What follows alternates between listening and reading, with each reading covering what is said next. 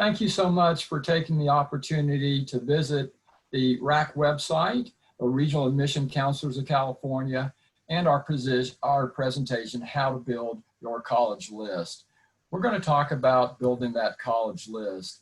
Students, parents, counselors, as you're helping students find that dream school, we don't want it to be that, hey, where do I start? What do I do?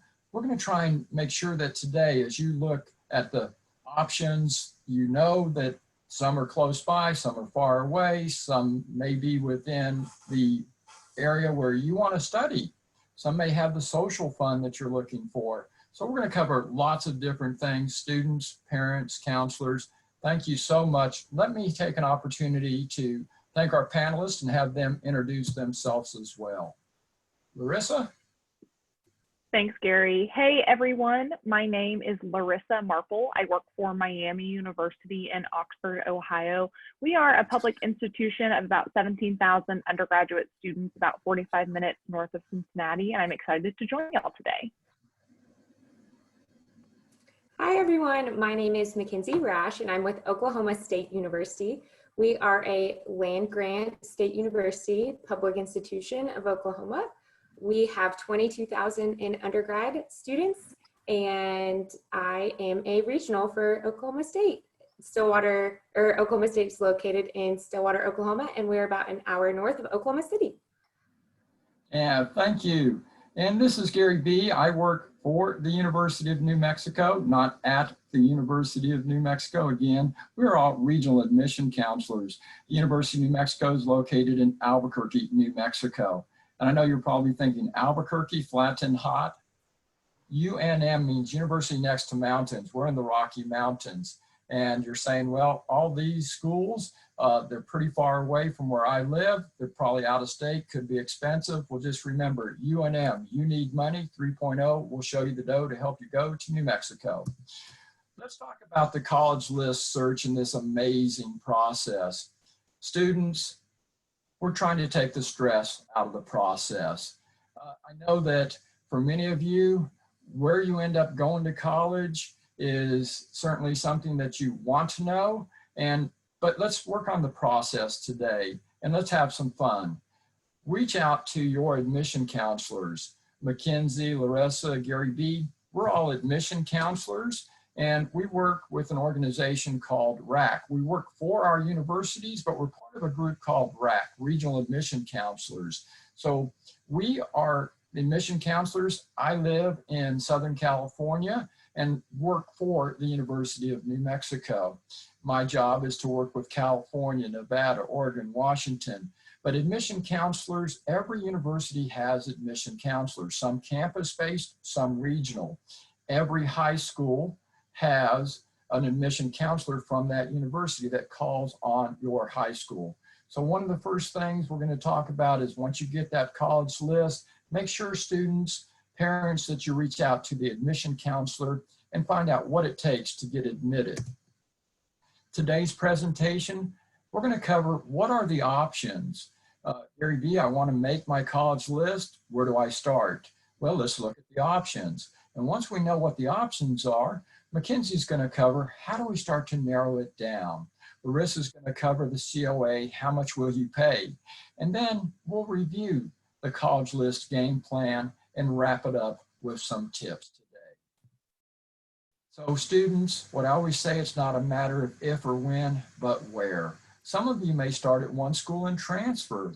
Some of you are thinking, I'm staying close to home. Wonderful. Some of you might be thinking Ivy League. Well, Ivy League's actually an East Coast athletic conference, 8 real good teams. They're known for many things besides athletics. So definitely that's one of the things that students want to think about. It's not a matter of if or when. So if you're a junior, senior, you know you're going to graduate in the near future and head off to college. And where might that be? Well, there are 3,600 options just in the US alone. And so as we start to think about where could I go, each one of these pinpoints represents potentially one of the options. Will it be a public or a private school? Well, students will talk about the difference between the two. Many students are thinking, I'm going to start at a community college. Wonderful. Community college, typically a 2-year option where students would go build their foundation either academically or maturity. And as they go through that 2-year school, what I want you to be thinking about is if you are planning on transferring, start where you want to finish. Let's say you wanted to go to Miami University in Ohio. Reach out to Larissa and say, I'm going to start at a community college. I'm going to be transferring in 2 years, or Oklahoma State, McKenzie. What does it take? Gary V, I'm headed towards New Mexico after my community college. If you're in California, the largest college system in the world is the California Community College, 112 different community colleges. They're typically low cost, easy admission. One of the things I tell students, parents, that I know you want to go to community college and transfer. Start where you want to finish. 1 out of 7 students that started a community college actually graduate with a bachelor's degree after 6 years, 1 out of 7. That doesn't mean you can't do it, shouldn't go to community college. Start where you want to finish. A 4-year option could be your public or state universities. And one of the first questions I always get is, how can you tell if a college is a public or a state university? Well, it may just say it in the name, Oklahoma State University, California State University. So if it says state, that's a public institution. Public institutions are funded by that state. University of New Mexico, University of California. So if it has the state's name, University of, now University of Pennsylvania, that's an exception. And sometimes you may not be able to tell. Miami University, a public school. So check with the admission counselors. What I always say is ask questions, follow directions. Whether it's a public or a private school, every student must do core courses, college prep coursework. We will look at what your college curriculum, your high school curriculum is what's your foundation. We want students with good grades. What's good grades? Is 3.0 good? Each college will tell you what good grades are for theirs. Do I need to take the ACT or SAT? If it's available and a college requires it, certainly. If a college is test optional or test flexible, and what's test optional and test flexible mean? That really the ACT or SAT may not be required for admission, but it might come into play where you could get scholarship. I didn't realize that. Check with the admission counselors. Not every college requires an essay or a personal statement. Certainly check with the college. And if it says 350 words, don't write 5, don't write 150, because we'll say this student can't follow directions. Students, we want to admit you. Ask questions, follow directions, check in with the admission counselors. Not every college requires letters of recommendation. If they are required, they must be submitted. When do I apply? Well, first, we're working on building the list today. So once we get the list and you've checked with your admission counselors, we'll tell you this is the date when you can start applying. And this is the deadline. Students don't miss deadlines. That means you will not be admitted to that university. You can't follow directions. Private schools, I know people hear private and right away they start thinking expensive. Well, not necessarily, because there's great scholarship and financial aid available through private institutions, private colleges throughout the US, throughout the world, and several, over 70 in California alone. And again, I live in California, so I just wanted to bring that up. Now, one of the things that people often don't know, is that a private school, private college, does not have in-state or out-of-state tuition, or the correct terms, resident and non-resident. So if you wanted to go to a private school, doesn't mean that you'll pay an out-of-state fee if you go out-of-state. And speaking of out-of-state, lots of options. No matter where you live, there's 49 other states, and the international option. As I said before, thousands of options in the US alone. Colleges from coast to coast. Why does the University of New Mexico have a regional admission counselor in California? Because there's so many great students with so few options here. Private schools don't charge an out-of-state tuition.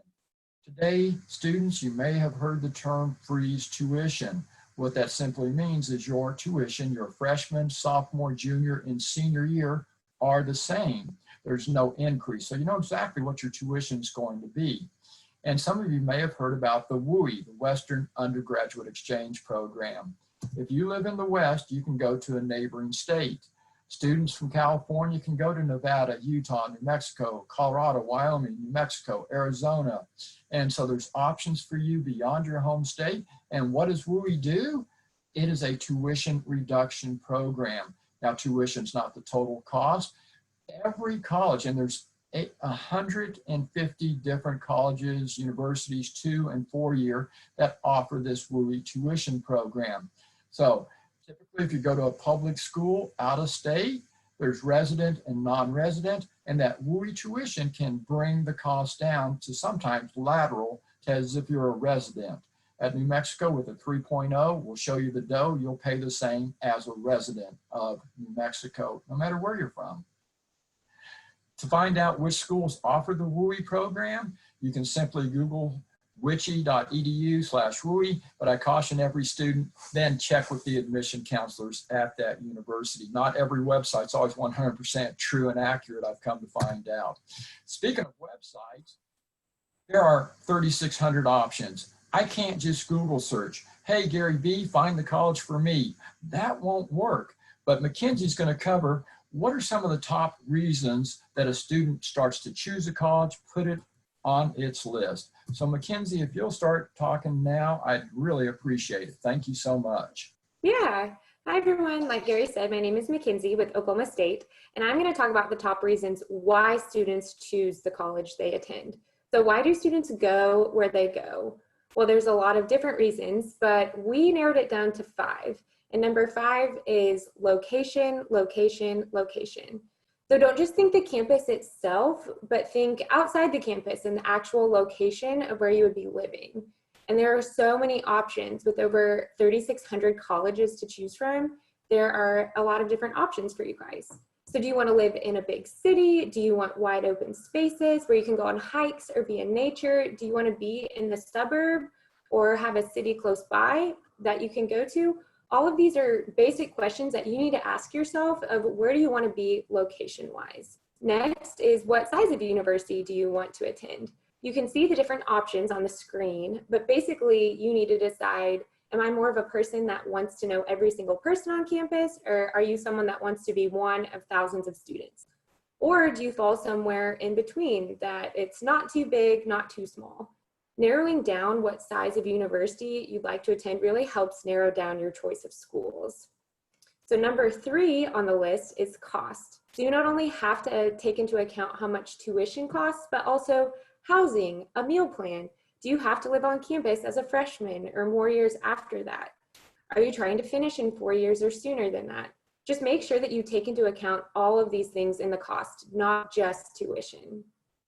And reason number 2, students go to school where they get accepted. It's kind of funny how that works, but that's important to keep your options open and apply to numerous places, because you just never know where you're going to get accepted, and who knows if plans change, hence COVID-19.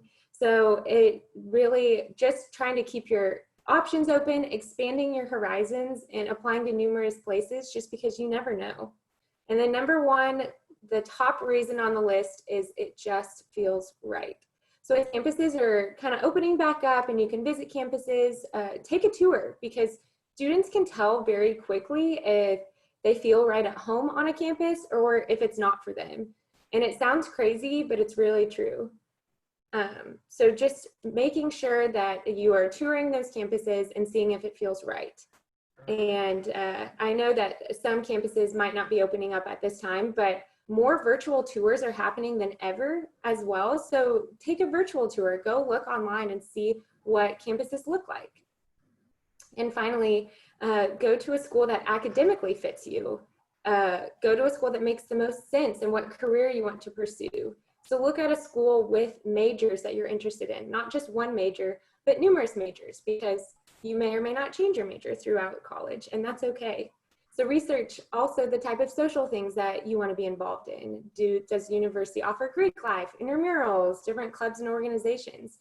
because it's not just about academics, but it's also about the life experience. And finally, choose a college that makes sense for you financially. Thank you so much, Mackenzie. Speaking of financial fit, a lot of times people always say to college admission counselors, what's the tuition? Where I say the number one question to ask when it comes to dough, how you're going to pay to go, is what's the COA? How much will I pay? And so, Larissa, would you talk about the COA and some of the ways that students can even pay for college? Yes, absolutely. So there are multiple different costs of going to college that all create, like Gary said, the COA, or the cost of attendance. Tuition and fees is really only one portion of that. So as we mentioned earlier, private institutions do not have a difference for out-of-state versus in-state students. So the cost is going to be the same for you to attend a private institution. In-state or out-of-state tuition is going to be exactly the same for you or other students. Public institutions, though, do charge an out-of-state fee because they are funded partially by the state government. So just note that an out-of-state school, you might be paying more in tuition than someone who is from that state. But as we'll show later, coming from California, that may not necessarily be significantly higher than what you would be paying in state. So our next part of cost of attendance includes housing and dining. And so this is also referred to as room and board. We joke that it's now glamorous and gourmet, and some schools have really outdone themselves with creating excellent living conditions and dining options for students. So note when you're looking at your cost of attendance, this is going to be your next biggest category. So questions to ask would be, do I live on campus for any of our time here? Some schools require a live-on requirement for 1 to 4 years. It just depends on the institution. Other schools may not require live-on for 4 years, but that may be kind of the norm. So understanding what the cost of housing and dining is on campus is really important. Additionally, what is housing cost off campus? So if it's a school in which students typically move off campus or don't live on campus at all, it's really important to understand what rent looks like and what you might be paying living in the city where your university is located, as opposed to just living on campus. And then for dining options, again, some schools require dining and meal plans, some don't. So these are all questions to ask just to understand, and your cost of housing and dining may change over the years if you're on or off campus. So definitely something to plan out and think about ahead of time. The next largest chunk of money is books and supplies. And so this has really evolved over the years, which is awesome. The books that you're required to have for your classes often can come in ebook form now, or one of my favorites is that you can actually rent books now, which is really awesome. Oftentimes the library at your university will have this option. Amazon, Chegg is another one. There's all sorts of different organizations and companies that you can rent books from, so you're not paying the full price. Sometimes you might want to purchase the book and have that depending on what your career path is, but definitely something to keep in mind. Most universities will require that students have a laptop or some type of personal smart device that they can take to class. Right now with COVID, many classes are going virtual, and so having a laptop is definitely important. And so that's something to ask about. Oftentimes, different corporations have deals for students, or the bookstore will have deals for students who are entering college for laptop prices. So ask about that for sure. Mobile phones are something that many college students have as well, so make sure you're taking that into consideration. And then tablets, depending on your study style. I know many students now have some type of tablet that they actually take notes on, and so it's all in one place as opposed to taking paper notes. Some students type their notes, so just make sure that you know what you're going to require. Next is transportation. So if you are going to school far away, make sure to factor in plane costs. Look at, what might be the average cost of a plane ticket around Thanksgiving or the holiday season, because flying from California to New York or somewhere in the Northeast might be expensive, or it may not be. It just kind of depends. So look at that. Are there trains? Is there public transportation? Is there a bus system? What is the cost? Does the university subsidize any of that? Sometimes universities in larger cities will actually pay for students to have a Metro card or a bus pass. So definitely something to consider. Is there a cost for parking? Do most students bring their car? So these are all questions to think about. Going to school in a large city, you may not necessarily need a car, but you might be paying for the cost of other forms of transportation. And then lastly is personal expenses. This is one of the most common questions I get, is families asking, well, how much money do I need? You know, should I be giving my students an allowance? Do they need a job? It totally depends on your family's situation. So we joke that Starbucks that has the dollar sign can take up a lot of a student's fund money or budget. So definitely something to keep in mind. And that is something that you can work out with your family. Some students have jobs, they might work part-time, and that's kind of what they use for their fund money. Other students have family support, other students save in the summer and spend throughout the year. So there's lots of different ways to do it, but this can vary drastically, but it's important to understand your lifestyle and what support you have before making that decision. So this is kind of everything in order. And so we kind of have it from tuition and fees is pretty stable, so it's not going to change, and that's typically the biggest chunk. Not always though. If you get high scholarships, sometimes tuition and fees isn't, but tuition and fees, housing, dining, book supplies, transportation, and then our fund money or our Jamba Juice and Starbucks are all really, really important things to consider when you're looking at cost of attendance, because if we look at the tuition differences, if you go to school at a UC college, you know, UC Berkeley, et cetera, your cost of attendance, even though your tuition might be significantly lower than attending an out-of-state public institution, your cost of attendance on average is actually going to be very similar. It's only about $2,000 difference per year. So that's definitely something to keep in mind. Often the tuition price of out-of-state is a little bit shocking to students, but when you look at the cost of attendance, because California has such a high cost of living, it is often very similarly priced for students to go out of state. So definitely something to keep in mind. The California State University system tuition and cost of living is a little bit lower.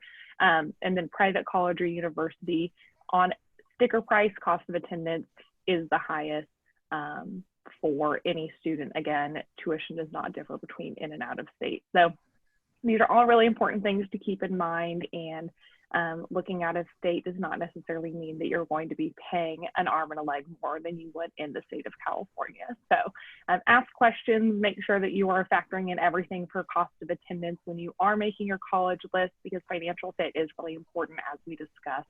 And it's really great to be proactive in that as opposed to reactive after you've been accepted. Understanding how much it's going to cost on the front end is super important. So thank you so much. Thank you so much, Larissa. And Mackenzie, as you mentioned, there's many factors that come into play: location, size, cost, of course, as we covered. But you've got to get admitted and find that fit, both academic, social, and of course the financial. So once a student starts to develop that list, what's the game plan? How does the student say, yep, this school meets what I'm looking for?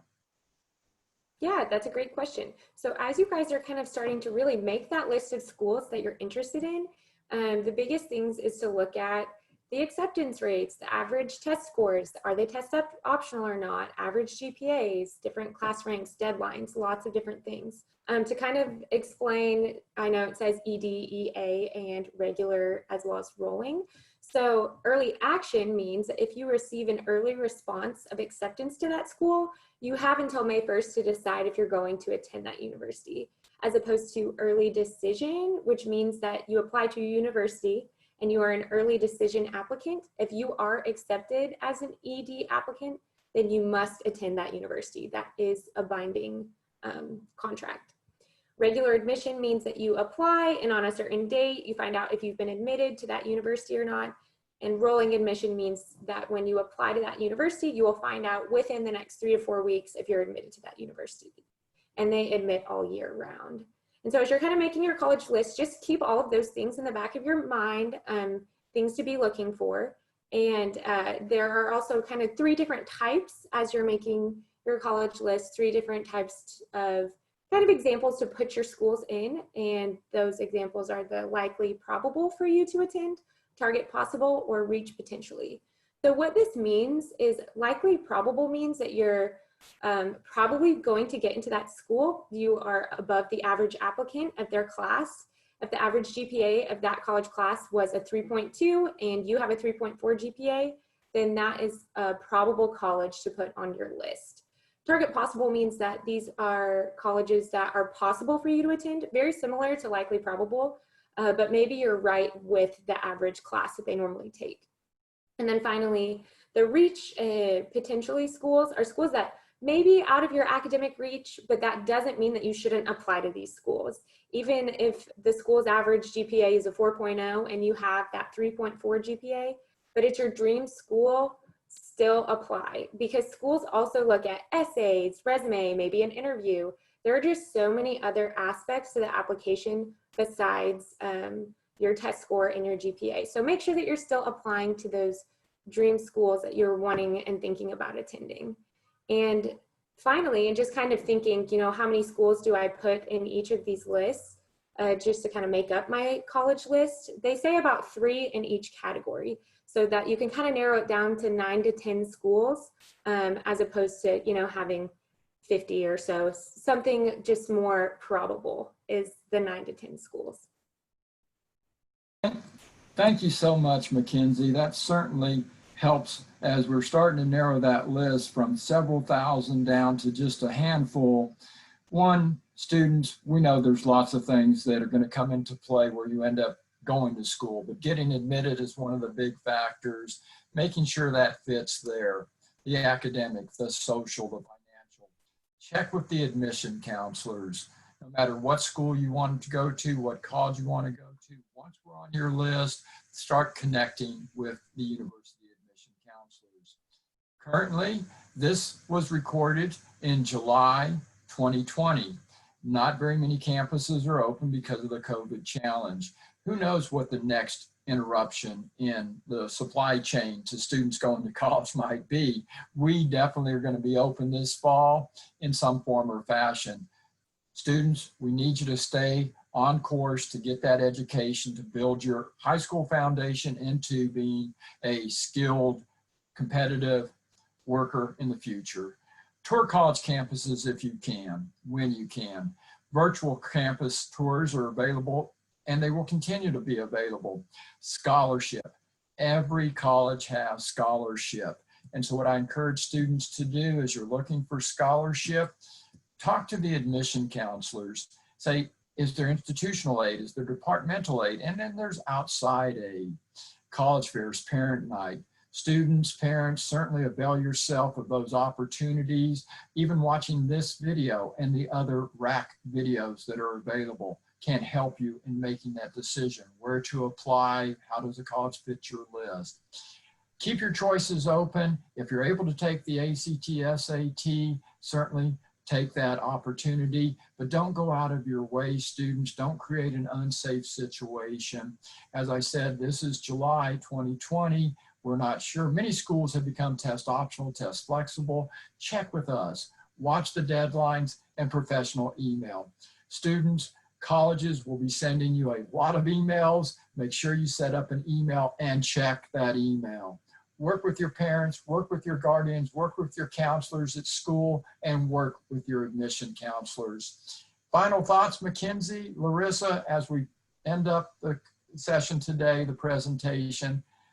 Anything that you'd like to add, Mackenzie, Larissa? Thank you guys so much again for being here and helping students as they build their college list. Mackenzie? Yeah, for sure. I think my final thought would be to reach out to the admissions counselors of the colleges that you're interested in. I'm sure Larissa would say the same thing. But just with this year looking very virtual and not being sure if we're going to be able to see you in person, if you are very interested in a college, reach out to that admissions counselor because they're going to be able to help you. And a lot of us are at home waiting to talk to you guys. So we are here to help you through each step of the way, especially this year more than ever. And so just make sure to reach out to us if you're interested at all in that university. And I would just add, try to have fun with the process. It can seem really overwhelming and you may not know where to start, but this is a really exciting time in your life. And so just try to have as much fun as you can. Try not to let it overwhelm you or stress you out too much, because at the end of the day, you're going to end up exactly where you need to be. And we are here to help you along the way. So best of luck, and ask us any questions. Our emails were at the very beginning of this presentation. Feel free to rewind and reach out to us if you need anything. Students, parents, counselors, RACC really appreciate you guys taking the opportunity to view this How to Build Your College List. There are other videos that we'll be doing, and follow up with RACC about some live presentations. Students, ask questions, follow directions, have a great summer, and build that college list and get ready to apply. We'll be opening soon. Thank you.